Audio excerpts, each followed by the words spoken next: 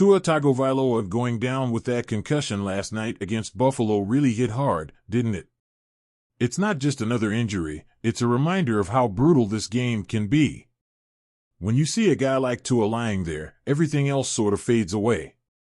It's not about fantasy points or stats, it's about the real stuff. His health, his future. But, like it or not, people start asking questions.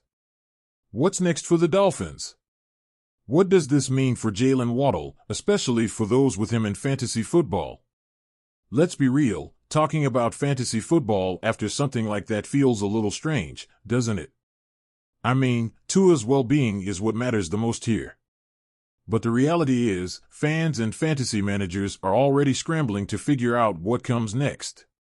Social media was buzzing with concern for Tua, but if we're being honest, a lot of people were also worried about what's going to happen with their fantasy lineups. Now, here's the tough part for Jalen Waddle fans. Without Tua, Waddle's numbers just don't look the same. It's almost like night and day. The stats don't lie. In 8 games where Tua didn't play, Waddle only managed 42 catches for 453 yards. You do the math, that's about 5 catches and just over 56 yards per game. Not exactly the kind of numbers that make you feel confident, right? Especially if you're banking on him in your fantasy lineup. Sure, some might say that those numbers are okay, but let's not kid ourselves. If you're in a PPR league, that's about 10.7 points per game, which isn't great, and in standard leagues, it's even worse. You can't look at those numbers and feel good about putting him in your starting lineup without Tua throwing him the ball. It's a gamble, and no one likes feeling like they're rolling the dice when it comes to their fantasy team. So, what now? If you've got Waddle on your team, you're probably feeling a bit uneasy, and for good reason. The uncertainty with the quarterback situation makes it hard to trust Waddle to deliver. Sure, maybe Tua comes back soon, but what if he doesn't? Do you really want to take that chance? Skylar Thompson isn't exactly the backup that's going to give you confidence either.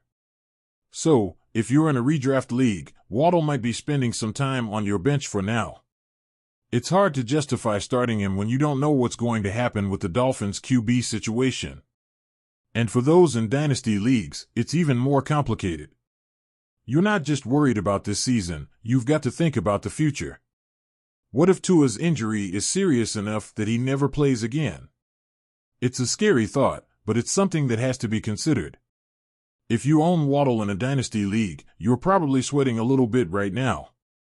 His long-term value is tied to having a good quarterback, and if Tua isn't that guy anymore, what does that mean for Waddle's future? The thing with dynasty leagues, though, is that you've usually got a deeper bench. You can stash Waddle and wait for things to play out, but that doesn't make it any less stressful.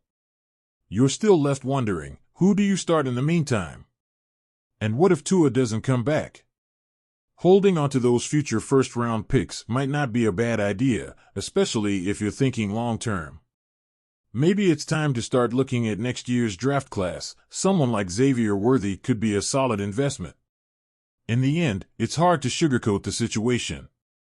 Without Tua, Waddle's fantasy value takes a serious hit. It's not what Dolphins fans want to hear, but it's the reality we're facing. Fantasy managers are scrambling, and the uncertainty is making things even worse. This isn't just about numbers on a screen, it's about the very real possibility that Tua might not be back anytime soon, and that throws everything up in the air for Waddle and the Dolphins.